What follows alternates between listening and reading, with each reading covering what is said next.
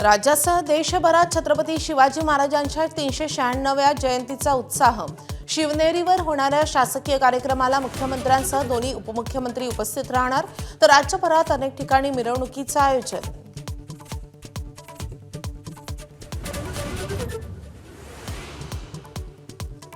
विमान अपघातात black box सहजपणे नष्ट होऊ शकत नाही। जय पवारांकडून सखोल चौकशीची मागणी।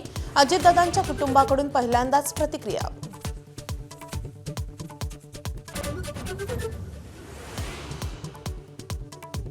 सलग तिसऱ्या पत्रकार परिषदेमध्ये रोहित पवारांकडून अजित पवारांच्या अपघाताबाबत सवाल उपस्थित। कंपनीच्या मालकांकडून विमानाच्या दर्जावरही बोट। पवारांनी पुरावे तपास यंत्रणांना द्यावेत, भाजपचं आव्हान।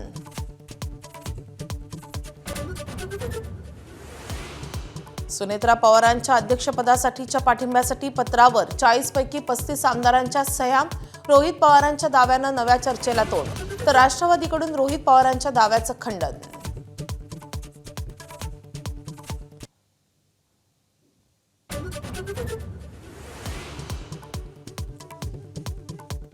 लवचिक भूमिकेची भाषा करणाऱ्या राज ठाकरेंनी घेतली एकनाथ शिंदेंची भेट। कल्याण डोंबिवलीतील पाठिंब्याबाबत शिंदेंनी आभार मानल्याची माहिती। भेटीचं नेमकं कारण मात्र गुलदस्त्यात।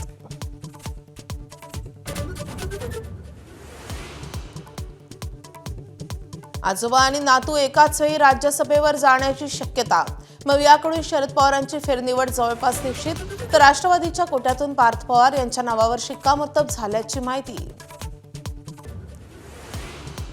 ऑस्ट्रेलियानंतर आता भारतामध्येही 16 वर्षाखालील मुलांच्या सोशल मीडिया वापरावर बंदीची शक्यता। केंद्र सरकार कठोर नियमावलीच्या प्रयत्नात।